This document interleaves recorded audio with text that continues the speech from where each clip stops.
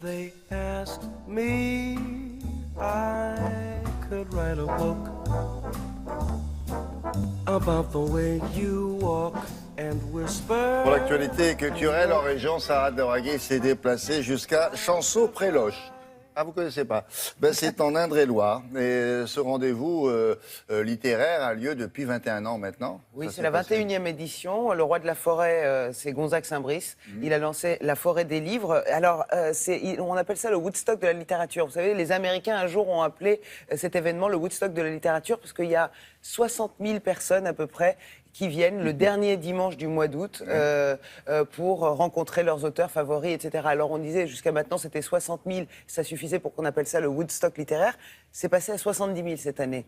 C'est dire que le succès est de plus en plus énorme. Et alors, autant les visiteurs viennent de plus en plus nombreux, autant les auteurs et les grandes personnalités politiques, voilà, des hommes de télé, du cinéma, tous ceux qui ont quelque chose à dire et qui l'ont fait par écrit.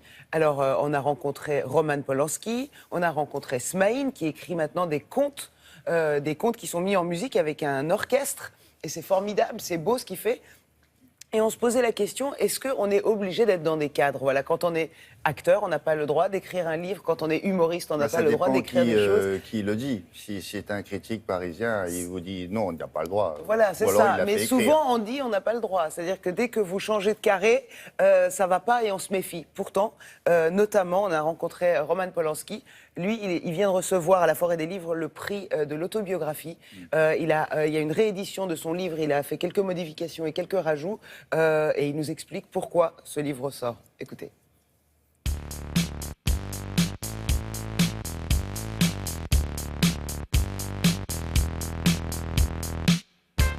Bonjour Télématin, bienvenue sous les arbres centenaires à la 21e édition de la Forêt des Livres dans les verdures éternelles. La vie était comme un été, mêlé au parfum de l'herbe coupée. La Forêt des Livres, c'est un public de concert pop pour une signature de bouquins. C'est l'avant-première à la rentrée littéraire. Nous avons l'Académie française avec notre présidente Hélène Carrère-Dancos et 6 académiciens, avec un casting d'enfer avec Fabrice Lucchini, avec le chanteur Renaud, avec Roman Polanski et aussi les jeunes talents inconnus.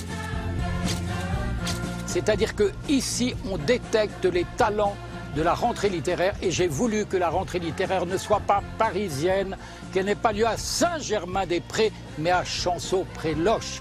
C'est une fête culturelle, populaire et gratuite, avec 200 auteurs et 70 000 visiteurs. Les Américains, on peut dire, c'est le Woodstock de la littérature.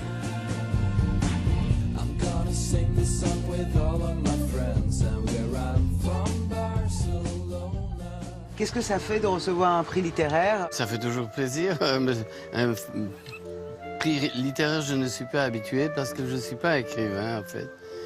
Je l'ai reçu pour mon autobiographie. C'est pas mon métier, c'est pas mon talent. C'était fait parce que je sentais que le moment est arrivé, que c'était nécessaire à ce moment-là. Nous n'avons pas que des écrivains, nous avons des vedettes de la télévision, nous avons des grands cuisiniers comme Yannick Aleno, nous avons des sportifs, nous avons des journalistes, parce qu'à un moment ou à un autre de leur vie, ils sont traversés par le livre. Et ce moment exceptionnel où ils s'arrêtent sur leur vie et regardent les autres, c'est là où nous les captons sous les arbres centenaires de la Forêt des Livres. J'ai été invité par notre cher ami Gonzague Saint-Brice, Baudelaire, Rimbaud, Smaïn. Oui, alors donc je viens présenter un CD que j'ai écrit qui s'appelle Ryan et le Maestro. Alors c'est un rêve de gosse, c'est un grand plaisir d'avoir écrit donc un conte musical pour grand orchestre. Le problème c'est que quand on est un humoriste, on doit rester humoriste. Et moi je dis que les étiquettes ça se décolle et je dis je fais ce que j'aime. Donc voilà, là je vais tourner un film. Je réécris un nouveau conte. Il fait tellement de choses qu'il n'a pas le temps de faire la télé. Si, sauf pour Télématin.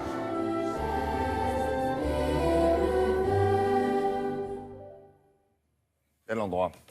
Oui, et d'ailleurs, Roman Polanski, j'ajoute, disait qu'à force d'entendre, des conneries sur son histoire, il préfère lui-même la raconter. C'est quand même lui qui est le mieux placé pour Oui, pouvoir parce que le dire.